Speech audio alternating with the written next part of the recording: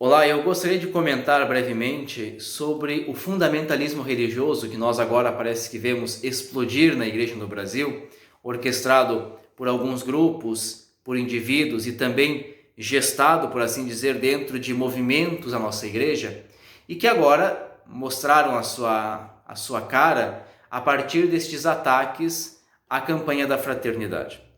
O que nós podemos considerar como fundamentalismo? Qual seria o conceito sintético e simples de fundamentalismo?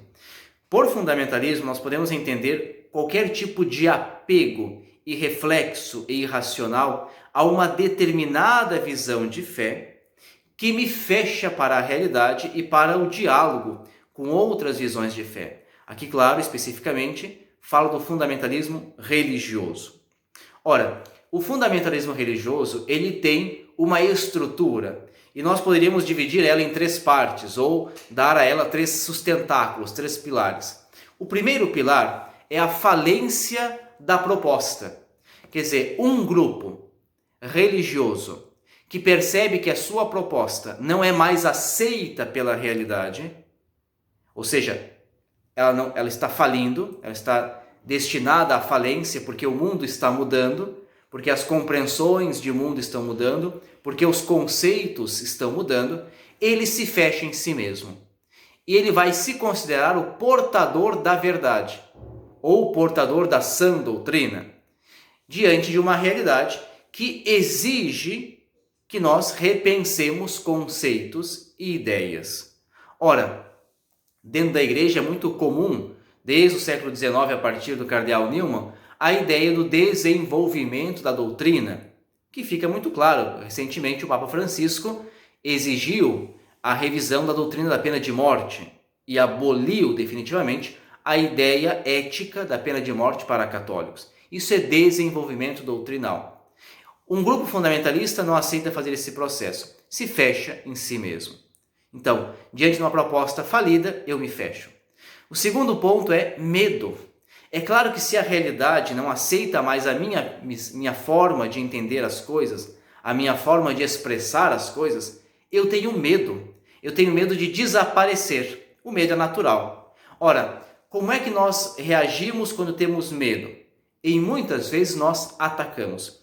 Por isso que os fundamentalistas, eles atacam, eles são agressivos, porque eles têm, em primeiro lugar, medo. Medo de perder espaço social, medo de deixarem de existir. Esse é o segundo ponto. O terceiro ponto é intolerância.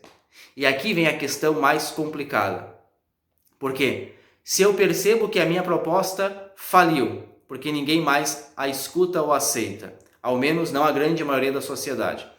Se eu tenho medo de perder o meu lugar público, a minha força pública, é claro que eu sou intolerante.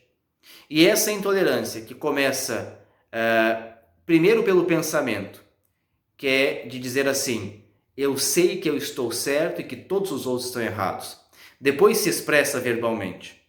E por fim vai tentar criar estruturas. E nós vivemos hoje num país onde nós temos a possibilidade de ir desenvolvendo estruturas intolerantes, até mesmo legalmente.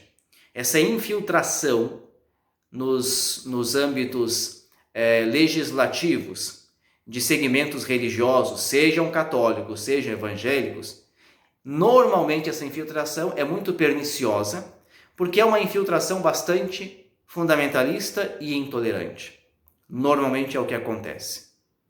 Ora, eu termino essa breve exposição recordando um caso muito famoso no século XVI, que é a condenação de Giordano Bruno.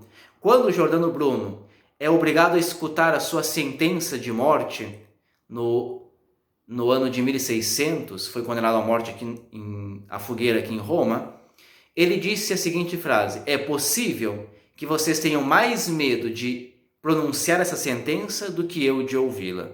Então, façamos atenção a esses movimentos.